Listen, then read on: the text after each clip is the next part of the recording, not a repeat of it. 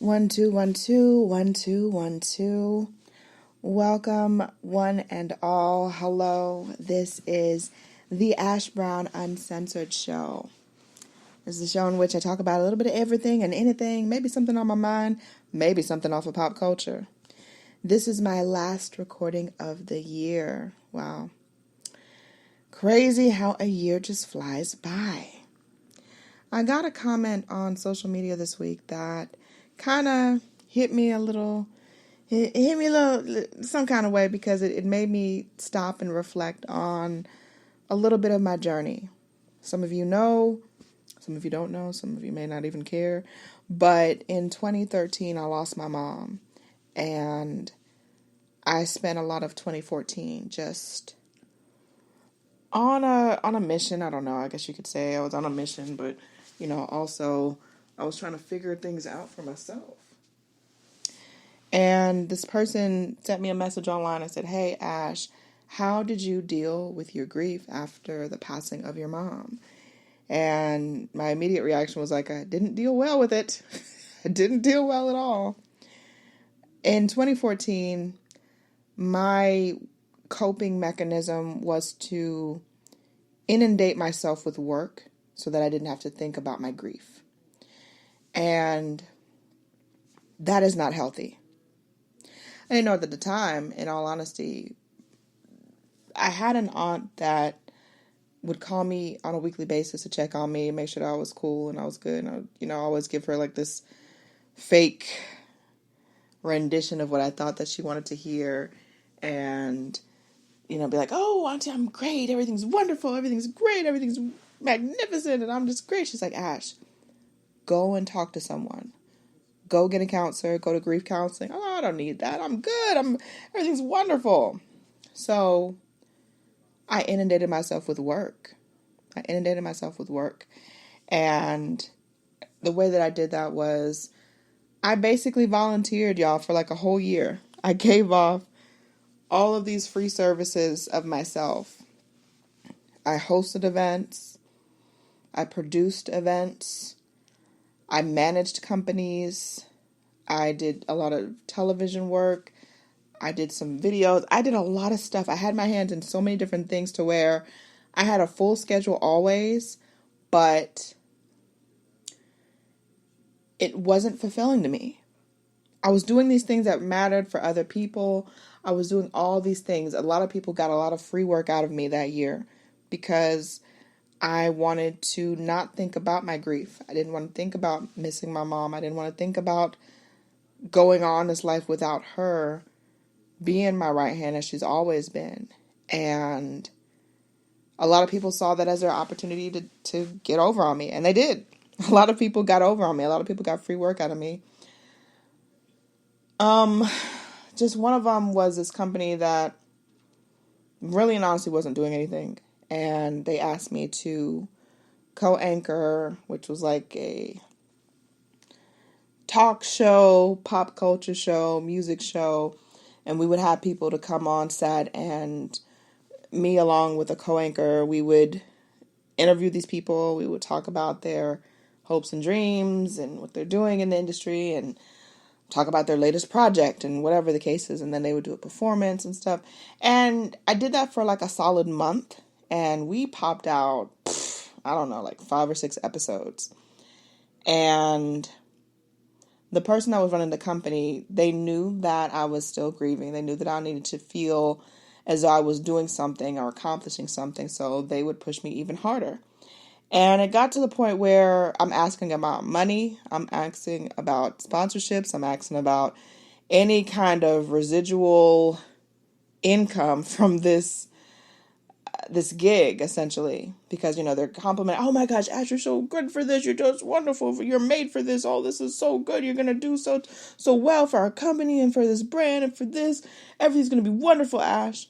And then when I ask about money, "Oh, well, we're gonna get to that eventually, but what you're doing now is great, it's great."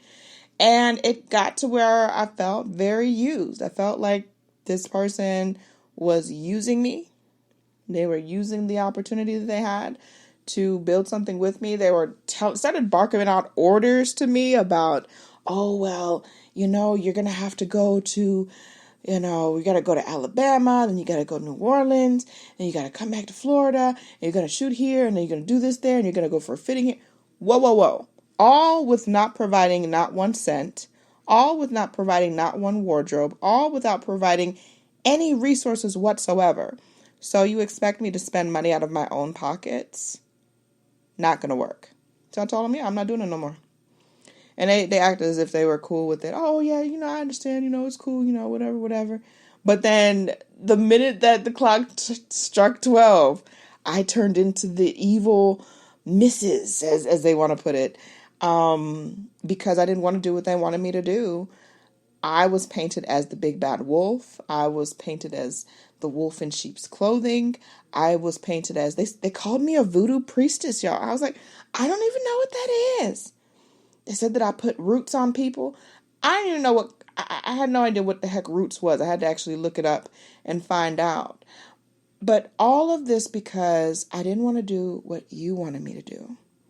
That's what it came down to. That's really what it came down to. And it solidified my decision in not working with those people anymore because they were full of shit. They were full of shit. I wish them well in all their future endeavors. I just knew I wasn't going to be involved with them anymore. I knew that without a shadow of any doubt. I knew that I was not going to deal with them any further. And yeah, they continued to mudsling and drag my name through the dirt. Oh, she's this. Oh, she's that. Oh, she's blah, blah, blah. And the more that they did that, the more that you basically just showed me exactly why I shouldn't work with you anymore. Thank you so much.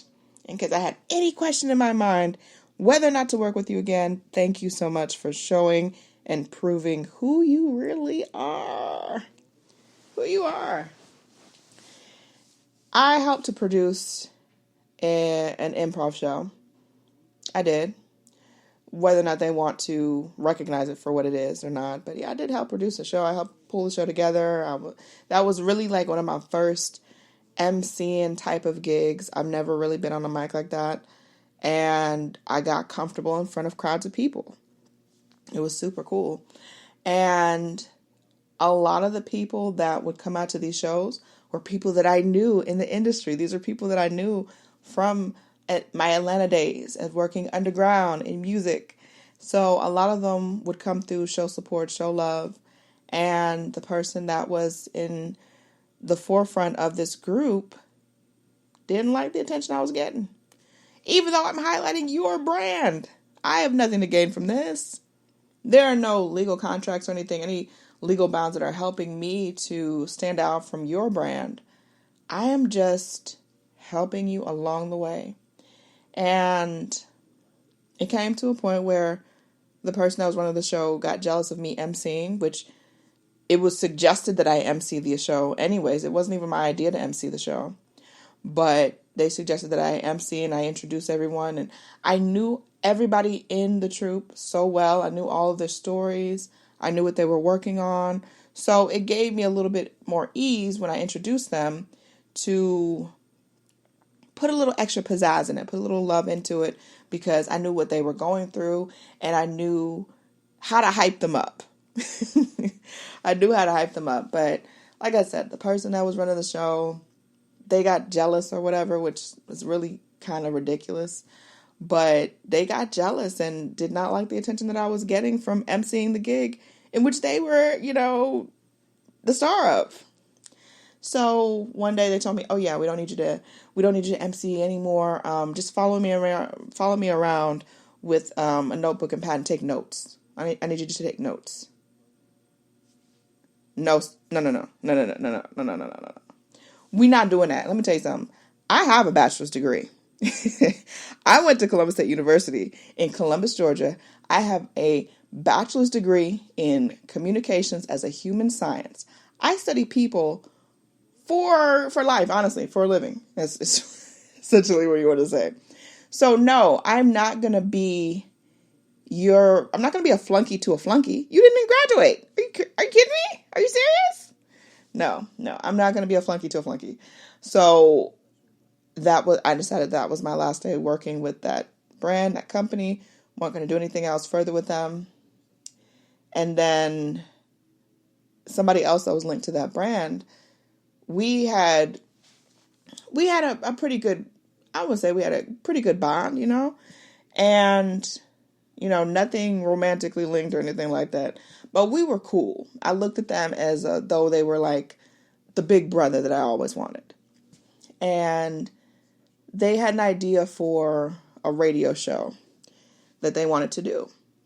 And they gave me the ideas for it and all the different things and all that they wanted to do with it. And it just came on my spirit that that's not what I wanted to do. And I expressed all of my feelings as to why I didn't want to do that particular type of show. And do y'all know this person went off on me? They went off. Like AWF. They went off on me. Went off talking about my looks, talking about my professions, talking about how I'm not going to go nowhere. I'm not going to do nothing. I'm not going to be nothing. I mean, I'm like, yeah, let it all out. Let it all out how you really feel. Let me know how you feel, baby. Let me know. And they went all the way off on me. And while I'm listening to it, I'm like, oh, so this is how you really feel. You actually never liked me. You never liked me. You just wanted to manipulate me so I would do your bidding. Got it. Got it. Okay, got it. All right, cool. And then they really messed up. Because I'm a type person where I am notorious for giving second chances to people. And that's usually my Achilles heel. Because usually when I give a second chance, that's when they mess up even worse. And it's like, first chance is it. So this person decides to go off in such a way to where they bring up my blood. They bring up my family. And if y'all don't know nothing else about me and my blood, understand and know this. If you ever in this truly ever life want me to just snip and cut all cords with you, bring up my family in any aspect, any aspect at all, and it's a wrap for you. It's a wrap. They brought up my blood, and that was it. And I was like, oh, confirmation. You are permanently cut off. Permanently. Got the big scissors on that one. Got the big scissors. I mean, again, I wish them well. I hope that everything works out for them. But I say this to say, had I not gone through those experiences, had I not had to deal with those snakes, those wolves in sheep's clothing, they try to say that I'm the wolf in sheep's clothing, when they really the big bad wolf. If I had not gone through those experiences, I wouldn't be the person talking to y'all today. I wouldn't be able to tell y'all from my experiences what it's been like to go through those things and still stand. Still be able to stand. I couldn't. There wouldn't be no way for me to sit up here and be like, oh, well, I'm doing this. There would be no way for me to do it. So I say that to say, everything molds you. Everything prepares you for your future. And yeah, it may hurt in the moment. And yeah, you may feel foolish and stupid that you did X, Y, and Z things. But you know what? There's a bigger cause for that. There's a bigger meaning behind that shit. You may not understand it. You may not see it in the moment. But you're meant to go through those things for a reason. Point blank, period. Stick a fork in it. So, yeah, the best way I would say to dealing with grief is seek professional attention. Don't try to go it alone, because that's what I try to do. Me trying to go it alone, I'm inundating myself with work. I'm inundating myself with friendships. I went to some parent-teacher conferences, y'all, and I ain't no parent. I don't understand. I look back now and I'm like, what were you thinking, Brown? What were you thinking, Ash? But I needed to go through those things and make those decisions, good, bad, or indifferent, so that I could come out of them and be able to reflect and look back and see, oh, I should not have done that. I shouldn't have done that either. And I know now for the future, how I should and should not move. I know that. I know that without the shadow of any type of doubt. I know that. But I say to say, seek professional help. And it may not be something that you want to share with people because you don't want people judging you or your decisions or whatever. Make it be something that's private. You don't have to put everything out there for people for public consumption. You don't. I sought professional help. I went to a grief counselor and they gave me the tools. They didn't solve anything because at the end of the day, you as the person, you have to make the decisions to change your life. You've got to put those things in place. You have to have the discipline. And they gave me tools to help me to continue to move forward. They gave me tools so I wasn't so angry. They gave me tools so I wasn't so sad. And talking it out with someone, the more that I thought that, oh my gosh, I don't want to talk about this. I just want to pretend like none of this stuff even happened. That's not reality. You're playing in Wonderland with Alice at that stage. So you've got to face it. You got to face it dead on. That way, because if your trauma becomes drama, baby, you have a long way to go. It's just going to prolong the process of going through your grief. That's all it's going to do. And this is coming up on 8 years now that my mom has been gone. And I miss her every single day. Every day. Not a day goes by that I don't think about her. Not a day goes by that I don't think about her sacrifices for me. Because doctors told her that she would never conceive a child. They told her it was not possible. And if she did, then that child would have all kinds of mental retardation. It would be a lifetime of medical bills and a whole bunch of trauma and stuff that she didn't need to worry about. She didn't need that. Thank God she didn't listen to them. If she had listened to them, I wouldn't be talking to y'all today. I wouldn't be real. I wouldn't be here. I'd be a myth. But I'm here, so I know that she knew that my life was to serve a bigger purpose. And I feel that purpose is to help others however I see fit. A lot of people will say, oh my gosh, well, Ash, you gave away so much of your time. You gave so much things away. You basically worked for free that 1 year.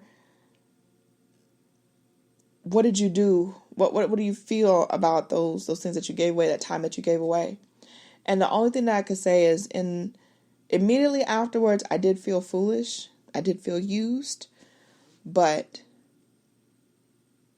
now I'm in a place of acceptance that I take it for what it is. And I hope that my involvement in those people's lives has helped to enhance their life. That's it. I gave away all kind of furniture, y'all, when I was clearing out my parents' house and doing all these different things. I gave away furniture. I gave away bed sets to people that didn't have beds to sleep on. I gave away a lot of stuff because, number one, I wasn't going to try to be a pack rat. My grandmother and my mother, they had a lot of things. And a lot of the stuff was not stuff that I was wanting to take on. I could only take on so much stuff. So I gave away things that a lot of people would have tried to sell and try to make a big profit off of. I gave things away to people that were in need. And that's one thing that both my grandmother and my mother were really big on, is giving to those that are less fortunate. So I gave those things away. Now, people say, oh, you crazy, you stupid, you foolish, you should have did this, you should have did that. That wasn't on my spirit. That wasn't on my heart. And I hope and I pray that those things, those material items, that they help to enhance someone's life. That's all I can hope for. I would never, I'm not a person that's like, oh, well, I gave you this, well, we're not friends no more, so, Give me back that. Oh, we not cool no more, so I want all of that stuff back. No. When you give something to someone, you give it to them. You don't take it back. That ain't right. Point blank, period. So, I say that so you guys will see and know, going into 2022, be conscious of the people that are around you. Be conscious of what you're doing. Grief is a big thing. It's real. I didn't understand the magnitude of the grief that I had until maybe about a year or so ago. And somebody asked me about something that was happening in 2014. I look at that as my year of learning. I used to refer to it as my throwaway year. I was like, oh, I just throw that whole year away. That year was trash. Just throw that year away. But that was my year of self-discovery. That was my year of enlightenment. It really was. It really, truly was. So to prevent yourself from going through an entire year of giving to others and not healing yourself from the inside, seek counseling. Seek from, whether you go to a counselor or you know someone or you go to a church or you have a rabbi or whatever the case is, go and speak to someone about your grief. Because I spent a year avoiding my grief, and my grief dealt with me. That's real. I'm not sugarcoating any part of it. I believe I talked about this before. And my breaking point came when, in about 2015 or so, I started hosting events. I started hosting my own events. I started Ash Said It LLC, and I started hosting my own events. And I was hosting a women's brunch, and there was close to maybe 200 something people there. And I'm hosting this event, and at one point or another, I am overwhelmed with emotion. And I get up on the mic to announce the next speaker, and I burst into tears. And not just, oh, boo-hoo here, but no, like an ugly, hysterical cry. And that was the first time in my life that I never predicted it to happen, and I had no control over it. And I did not like that feeling. You mean to tell me I could just burst into tears at any random point? That was not good. That was not a good point to be in. So that's when I decided to listen to my Auntie Anne Marie. Hey, Auntie Anne, she's one of my number one supporters, subscribers. She listens to my shows. I love you to pieces, Auntie Anne. And that's when I knew I was not equipped to deal with this. I wasn't. And counseling helps. It doesn't solve anything because you still have to do the work, but it does open up your eyes to a lot of things. And I would recommend that to anyone going through anything right now. PTSD is real. And grief. Grief will deal with us all at some point. So that's how you deal with the grief. Go talk to someone. Go to get a professional attention on that, all right? Putting it out into the universe. I love you guys. Thank you so much for all of your support, all of your love. It's going to be a huge year, 2022. 2022. The Ash Said It brand continues to grow and glow. And over 100,000 downloads worldwide. What? Over 1,800 episodes. What? I love you guys. Thank you so much for your support. All of your love. And I will see y'all in 2022. I'll see y'all.